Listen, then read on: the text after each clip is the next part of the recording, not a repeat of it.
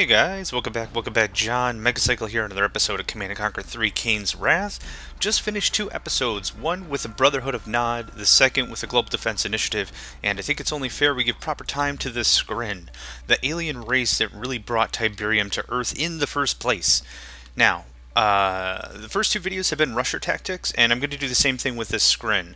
The thing that makes this Skrin more interesting to me is, especially from a rusher perspective, I like to do more heavy infantry.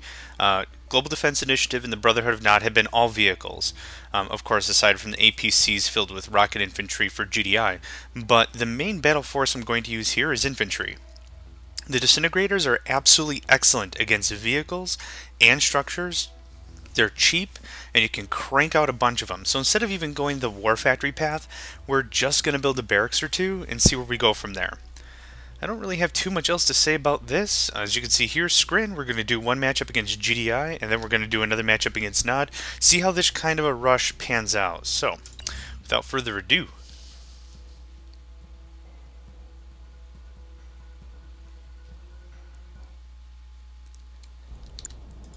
Building. Power plant, refinery. Construction. And depending on how we want to really do this, we might build a second extractor, the Skrin refinery, and then just sell it. That's a tactic I've seen before instead of actually building the war factory. Of course, it's a warp sphere, so every time I ever address something as like a war factory, whatever, that's just from Global Defense Initiative playing from the original days of C&C. War factory is a war factory. I mean, everyone knows what it is, because that phrase has transcended all the other Command & Conquer games. So, even though, like in the first Command & Conquer, it was called an Air Force, or not an Air Force, an airport? Complete. No, airstrip. Here. Cannot deploy here. It was an airstrip in the first Command & Conquer for the Brotherhood of Nod. So, that kind of terminology is going to be bounced back and forth, but I always call it like what the GDI equivalent was. So we're going to try something different here. We're going to build the two refineries. We're going to build barracks to start producing our war effort, and then we're going to build extractors and then sell them. That might be really cost ineffective, but I'm really hoping the infantry is going to be cheap enough that it's not going to kill our budget. So this is going to be a little hit-miss, trial and error. I'm not much of a Skrin player, so this is going to be interesting. Construction complete. Building. Okay, so we have our economic base. Construction complete. New construction Disintegrators right there, Building. 300. Training. Let's get 10 of those, put them on aggressive stance as I've been doing. Construction complete. Training. This is mostly going to be it. So if they have any really heavy anti-infantry, this is going to be a problem. On hold. Now, even though we don't have enough power to produce this extractor and maintain it, we're just going to sell it anyway. All I really want is the harvester out of it. What do you have? 7? I want an even 10 out of this. So there's our 9. There's 10. Go. Again, rush tactics. We got to move in. We got to move in quick. If we delay at all, that's a problem. Now, what we're going to do is instead of keep concentrating on war effort, I do want economy. And you guys are going to go right there. Construction complete. Low power. Structure sold. There we go. So each harvester costs us 2,500. I'm not too sure how cost effective that is in the long run, but it works right now. So here we go. Once we get a few more out here, this is going to be a supplement force. So go. Set up the queue. That way we're avoiding the turrets on the left. That's why we're hooking so hard to the right. And I think I've explained that in a few of the videos. So now, we're going to bunch up together. We want it to be a real surprise. So there we go. Everyone's pretty much together. Move in. Make sure everyone's on aggressive stance. Pretty darn effective for it being just infantry. Far better rate of fire, more damage. Very nice. Aside from the equivalent rocket infantry or missile squads that Nod or GDI have. Now the problem with this is the rifleman squads and the machine guns on top of the harvesters are going to be a problem for us because they're anti-infantry built. This is going to take a very little bit of finesse. We're going to avoid the harvesters until a little bit later. Same deal. Build. Sell. Here's squad 2. Move up.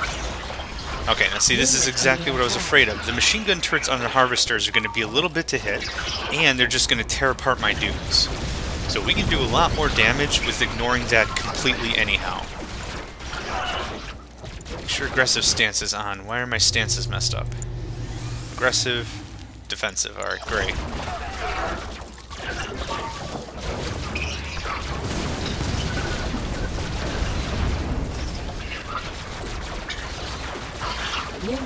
Okay, we have to get away from the harvesters.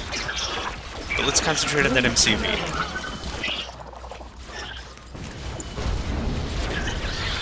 Oh. They sold off the refinery. I thought that was the MCV there.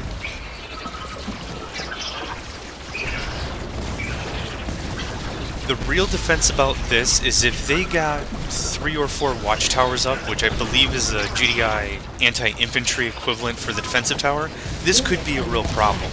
And it becomes an even more dangerous issue when we go up against the Brotherhood of Nod, because their shredder turrets come in little nodes, and the nodes separate out to really like packs of 3.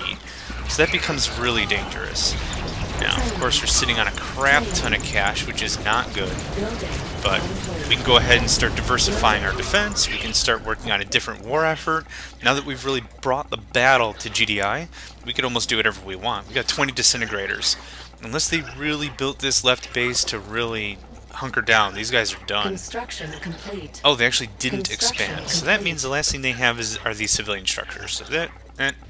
And I have to do those waypoints because, goodness, the pathfinding on them isn't always 100%. Building.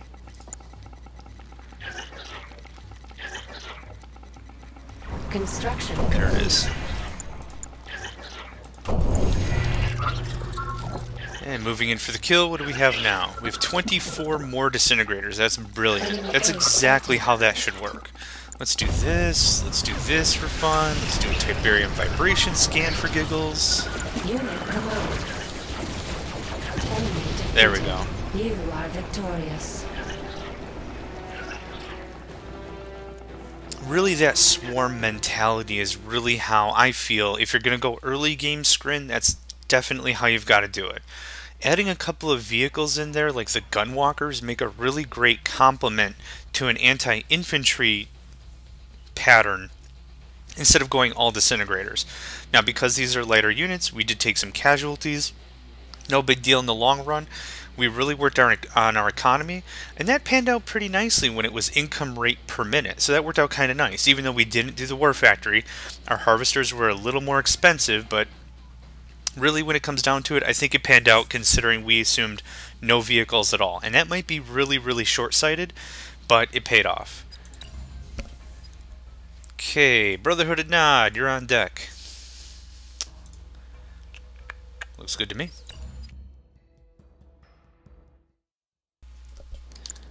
Building.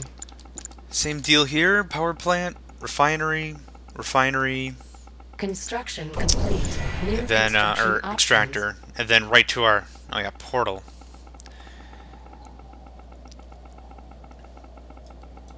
Yeah, I kind of like how that worked. Assuming you can hit hard enough, the only thing you really have to be careful of, in my opinion, is if you're gonna decide like no war factory, no air force, and really like kick out a bunch of your army.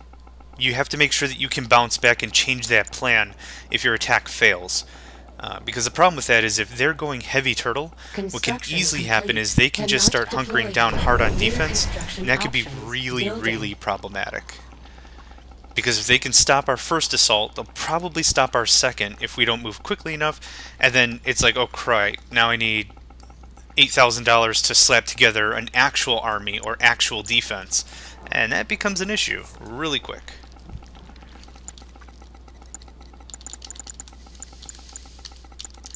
Construction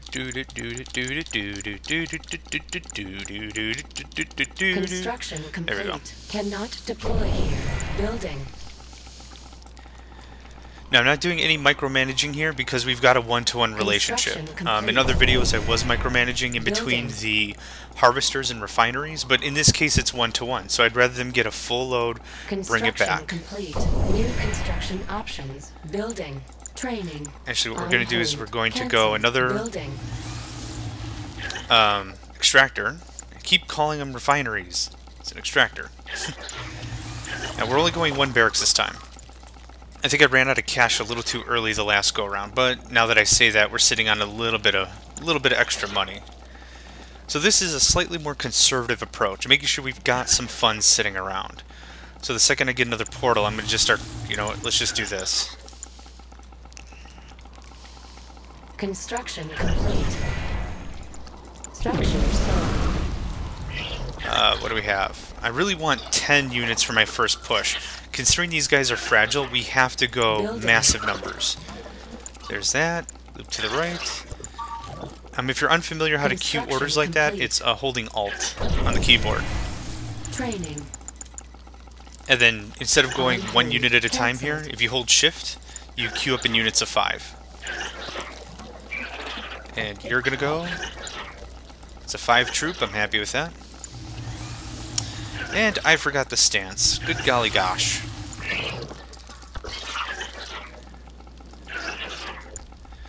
Aggressive, aggressive, thank you. I wish there were game defaults, so you could just set that stance and just call it a day.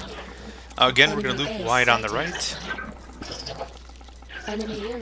Now, the Nod Harvesters don't have any onboard weapons, they just have stealth, but if they build enough of those rifleman troops, that's going to be a problem. Or militants, I think they're called for Nod.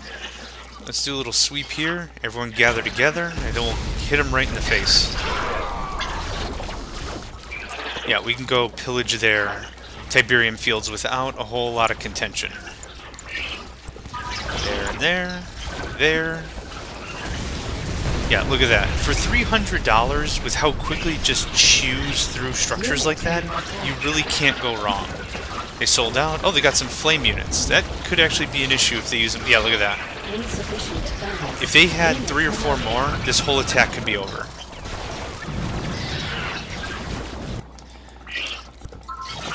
Stealth unit detected.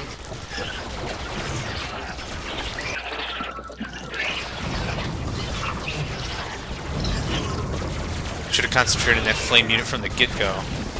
But I'm sure that came out of the MCV anyway. Yep, as you're seeing here, we're having a bit of a difficulty time. Now, buzzers are the anti-infantry equivalent. Those things are perfect anti-infantry killing machines. But for a real rush like this, I don't mind if it's all one-sided anti-vehicle, anti-structure. Oh, get him.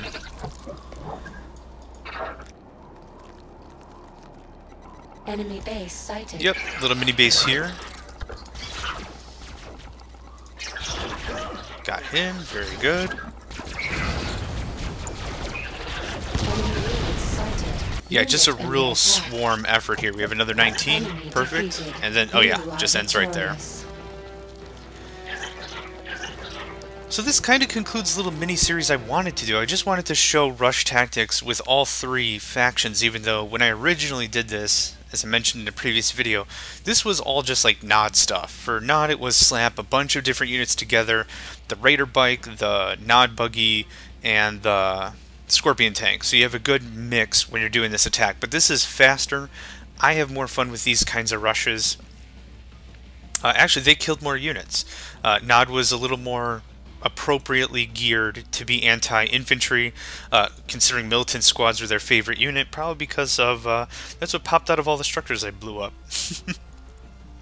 Okay, well, thanks for watching, guys. Really appreciate it. This is a lot of fun to get back to an old favorite of mine, Command & Conquer 3. One of my, a really well structured, I think, strategy games. Even though the economy is a little higher than the other iterations of Command & Conquer, I think it's a lot of fun. Real quick matches or real long drug out matches if that's what you're into, depending on how you have it set up. So thanks again for watching, and I'm going to catch you guys next time.